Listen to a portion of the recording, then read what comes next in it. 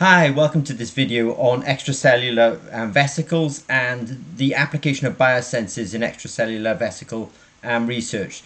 So first thing I want to do is just say I've got the SenseItAll platform in front of me, which gives scientists the capability to make biosensors. They will functionalize the sensors themselves, and they can drive the sensors using electronics such as the SenseItAll platform. With that said, let me go on to the video. So I've got a sort of fraction of a cell here where we've got the kind of cytoplasm, we've got the cell wall, and then we've got the extracellular material outside. Now within this cell, I've shown a cartoon of an endosome. Now an endosome can have a kind of cargo inside it of proteins, lipids, or RNA. And we have this kind of, this circular, it's shown as a circular part here, which is the cargo within inside that endosome. Now, if you look at a cell underneath a microscope, you may be able to spot something called the MVP, the multiple vesicle body. Now, if these interesting molecules, which are the cargo inside these endosomes, are used within the cell, you could kind of refer to that as the lysosome. But in fact, what we're really interested in is these EVSs, these extracellular vesicles. So I'm going to sort of zoom in on the next bit, but just say that kind of EVSs are what's released by the cell, and inside these EVSs, these extracellular vesicles, and we have our cargo. Now, if we sort of zoom in on an EVS, what we have really is a sort of a micelle, if I can describe it like that, but we've got a kind of a bilipid membrane, and within the central core here, we can have things like RNA, small molecules, cytoplasmic proteins. So we've got the cargo inside of there. Now, in this wall, we can have anchored membranes, or we can also have these kind of anchored transmembrane proteins as well. Now, the biosensor application, you may actually be interested in detecting the EVS itself, in which case you would take something like a screen printed electrode from Zimmer and Peacock, and I show a gold electrode here, and you can use something like self-assembled monolayers to actually functionalize the surface with an antibody. And because we've got these anchored in these transmembrane proteins, then you can potentially detect the EV intact through the specific interaction with the corresponding antibody. And if you're interested in kind of the direct detection of EVSs, then talk to Zimmer and Peacock about building biosensors in that for those. Now, there's a slightly different way of looking at this as well, which is we may be interested in the EVS cargo, and I'll go on to that in a minute.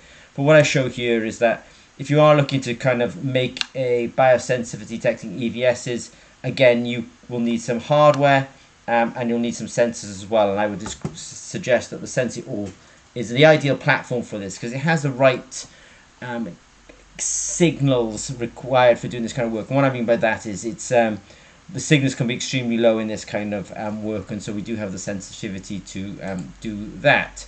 I show here the idea that you could use something like a square wave voltammetry, where when you don't have binding, you have a certain intensity of signal, but when the EVSs bind to the surface essentially gets blocked, and we can see a reduction in the square wave voltammetry signal.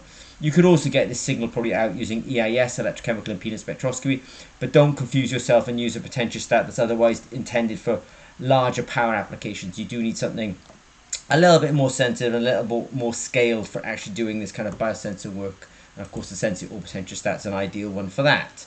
Now, for lots of researchers, it's actually the cargo that's interesting. So within there, we've got these RNAs, these small molecules, these cytoplasmic proteins. Now, in order to get at that cargo, you don't necessarily need to isolate the EVE, but if you want to kind of get the purest signal or the easiest to obtain signal, then isolation is not a bad idea, but you will have to lyse that EV because we want what's inside that EVS.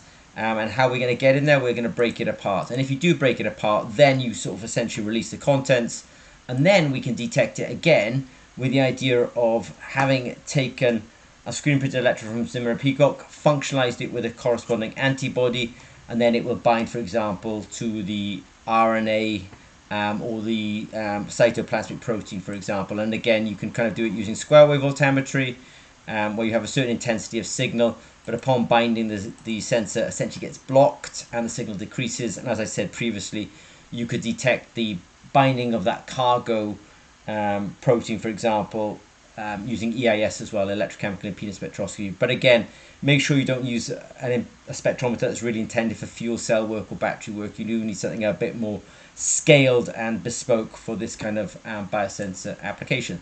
So in summary, it is a growing and important area of research. Biosensors can play a role in EV, extracellular vesicles, through either the direct detection and quantification of EVs, or through if you lyse them, and then we can detect the cargo within them, be it the RNA or the small molecule or the cytoplasmic proteins.